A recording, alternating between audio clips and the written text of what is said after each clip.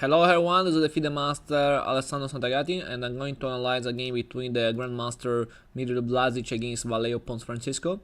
It was a very interesting game played in the Italian Team Championship 2018. In this game, Lazic was white and he played knight f3, d5, g3, so fianchetto for white, knight f6, bishop g2, and c5, castle.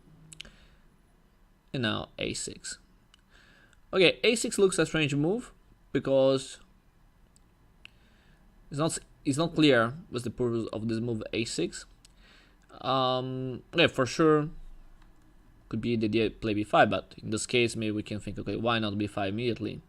So a6, I don't know why Vallejo Pons played a6 in this position, but maybe his idea is wait to understand if white plays d3 or d4, and after that then choose how to do all the other pieces. So I think a6 is simply a waiting move. So a6, d3, knight c6, and then c4, d4. Black wants to take more space, and now e3. White fight for the space, attacking the pawn d4 with e3. g6, and now e takes d4, c takes d4, and a3. Okay, the idea of a3 now is clear. White is trying to play b4 to take more space on the queen side, and for sure this move becomes very strong. So for example, if bishop g7 and white plays b4, this move b4 is very strong because white has a lot of space and white can have very strong play on the queen side. For this reason, after a3, black wants to avoid that, so black played a5 to avoid the push b4. Rook e1. Rook e1 is a very interesting idea. Okay, take the e file, and sometimes this move can be useful to support the knight on e5.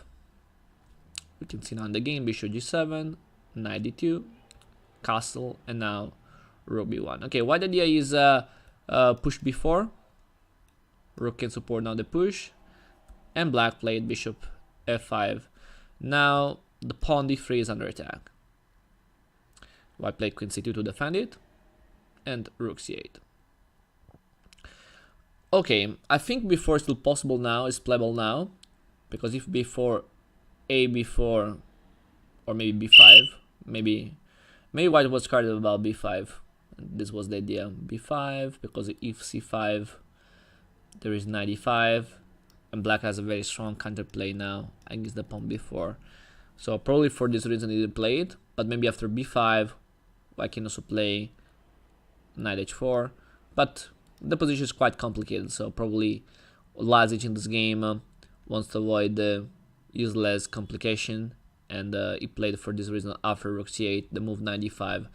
And knight e5 is a very classical move in this kind of position because in this game we can say that white has less space because the pawn d4 is blocking the white development. So usually when you have less space, is a good idea to trade maybe one piece or more if you need. And the idea knight e5 is this, so white wants to trade the knights, because in this way there is then a free square for the knight on f3, and white can solve its problems about development.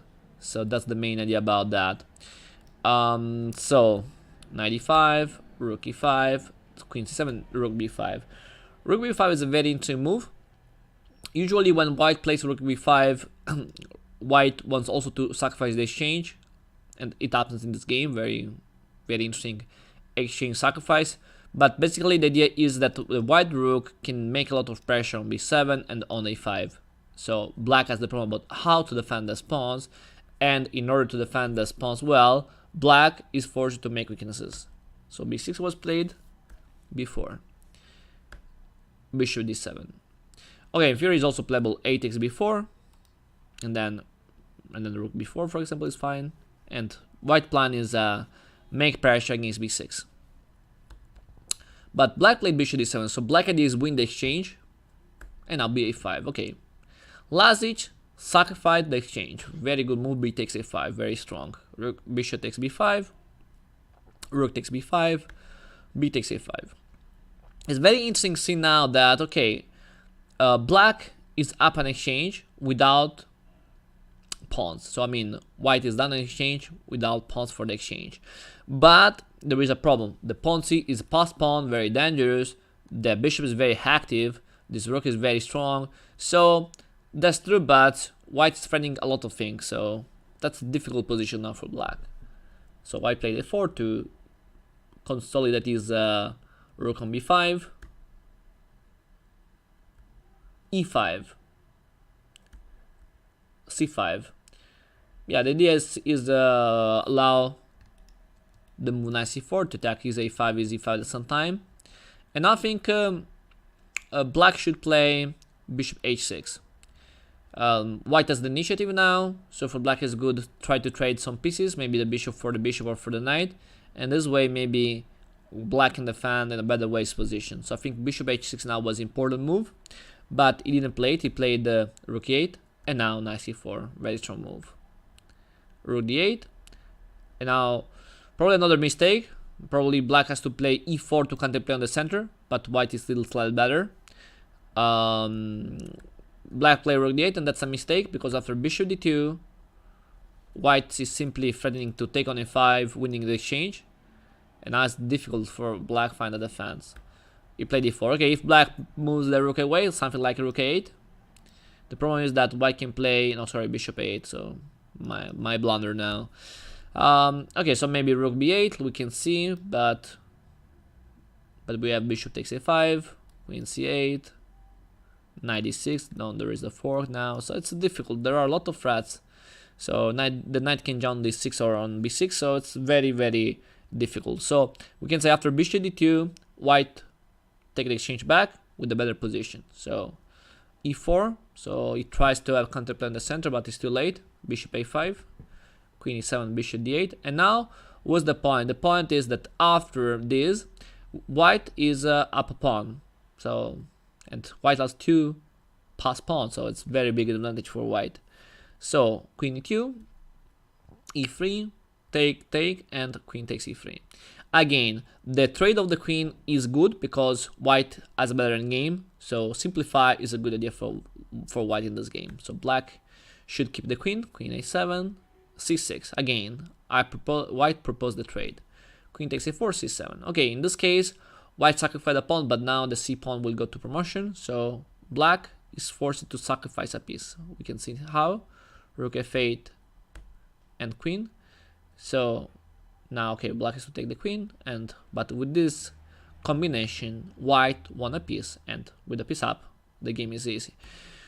They played only few moves, and after some moves in which white consolidated his position, improved very well his position, and then now, after queen d4 and the king g2, black Vallejo Pons decide to resign the game, because with the piece up and with a very strong knight on d5, very active queen, this game is completely lost. So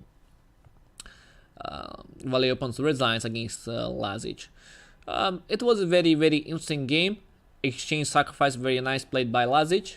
Very, very interesting idea. And this idea about the sacrifice is common with this opening, but also with the Benoni, because in theory, if we go back, this structure is a Benoni structure. So if you play with black the